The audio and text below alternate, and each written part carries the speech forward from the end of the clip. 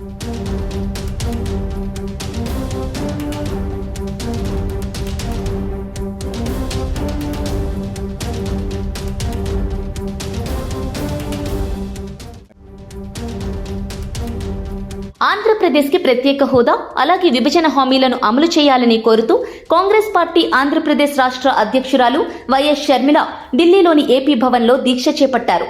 విభజన చట్టంలో ఇచ్చిన హామీలను ఇప్పటికీ నెరవేర్చలేదని ఈ సందర్భంగా ఆమె కేంద్రంపై మండిపడ్డారు. 5 ఏళ్లు కాదు 10 ఏళ్లు ప్రత్యేక హోదా ఇస్తామని మోదీ హామీ ఇచ్చి మాట తప్పారని విమర్శలు గుప్పించారు. అలాగే గతంలో బాబు జగన్ మాట్లాడిన వీడియో క్లిప్పింగ్లను ప్రదర్శించారు.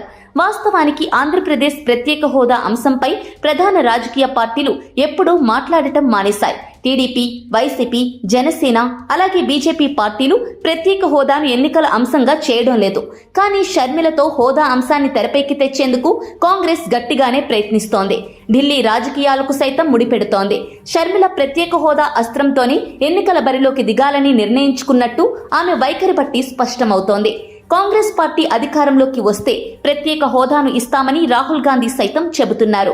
గతంలోనూ కాంగ్రెస్ అదే హామీ ఇచ్చింది. అయితే కాంగ్రెస్ పార్టీకి పెద్దగా బలం లేకపోవడంతో ఆ హామీకి విలువ లభించలేదు. నిజానికి గత 2 ఎన్నికల్లోనూ ఏపీలో ఇదే ఎన్నికల అంశమైంది. కానీ హోదా మాత్రం రాలేదు. దీంతో ఈ అంశంపై ప్రజల్లో ఆసక్తి తగ్గిపోయినట్లయింది. సరిగ్గా ఇలాంటి సమయంలో షర్మిల హోదా అంశాన్ని తీసుకున్నారు. ప్రజల్లోకి వెళ్లడానికి కాంగ్రెస్ వద్ద కొత్తగా ప్రత్యేకంగా అస్త్రాలేమీ లేకపోవడంతో షర్మిల హోదా అస్త్రాన్ని అందుకున్నట్టు తెలుస్తోంది.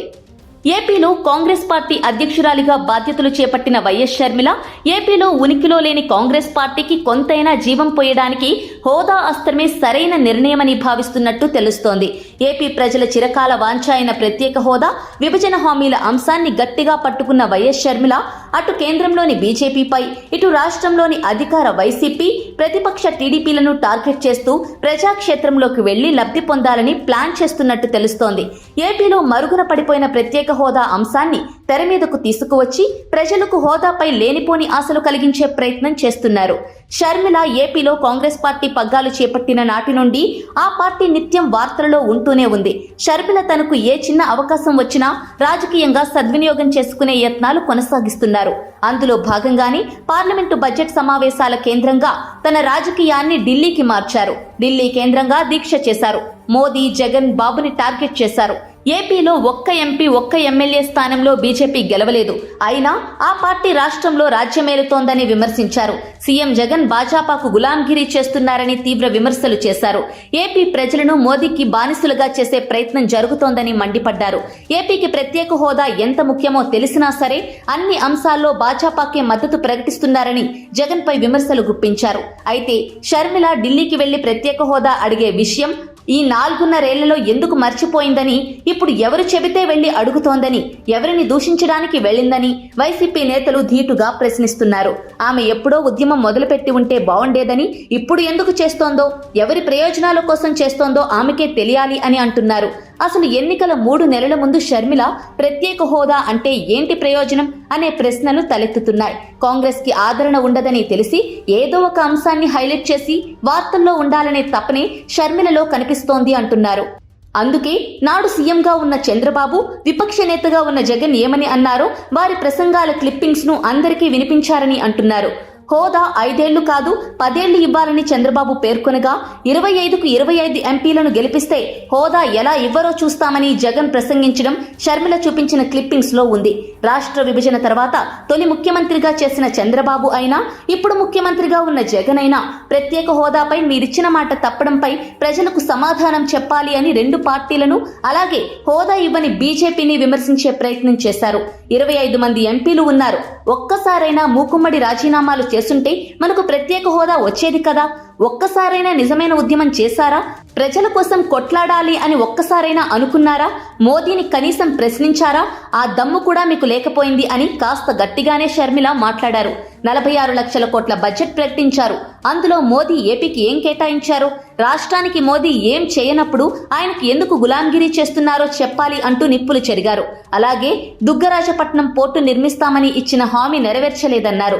రాయలసీమ, ఉత్తరాంధ్రకు ప్రత్యేక ప్యాకేజీని కూడా ఇస్తామన్న విషయాన్ని ఆమె గుర్తు చేశారు. విశాఖపట్నం, చెన్నై పారిశ్రామిక కారిడార్ ను తీసుకువస్తామని హామీ ఇచ్చారని, అది ఏమైంది అని ప్రశ్నించారు. అయితే ఇదే పని షర్మిల గత 4.5 చేసి ఉంటే బాగుండేదని అంటున్నారు. ఇప్పుడు ఎన్నికల ముందు వచ్చి పార్టీలు మరచినా ప్రజలు కూడా ఇక రాదని అనుకున్న హోదా అంశాన్ని తీసుకురావడం వలన ఏంటి ఉపయోగం అంటున్నారు. కాంగ్రెస్ ప్రజల్లోకి వెళ్లడానికి తప్ప షర్మిల సాధించేది ఏంటి అన్న ప్రశ్నలు వినిపిస్తున్నాయి. షర్మిల ద్వారా ఢిల్లీలో దీక్ష చేపించి ఇక ఈ అంశంతో ఏపీలో అడుగు పెట్టాలనేది కాంగ్రెస్ వ్యూహంగా తెలుస్తోంది. కాంగ్రెస్ కి ప్రస్తుత పరిస్థితుల్లో ఒక్క సీటు రాదని ఆ పార్టీ అధిష్టానానికి తెలుసు.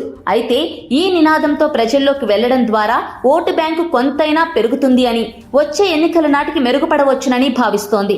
అంతేకాక కేంద్రంలో ఏదైనా అద్భుతం జరిగి మోదీకి మెజారిటీ రాకపోతే హోదా అంశంతో ఏపీలో మెజారిటీ సాధించిన పార్టీ మద్దతు పొందాలనేది కాంగ్రెస్ వ్యూహంగా తెలుస్తోంది.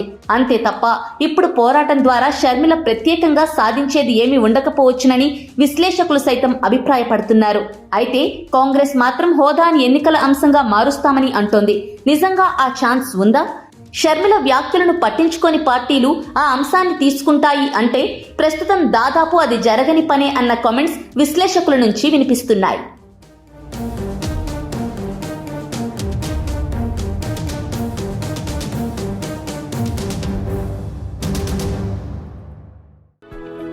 For more interesting updates, do like, share and subscribe to Volga News.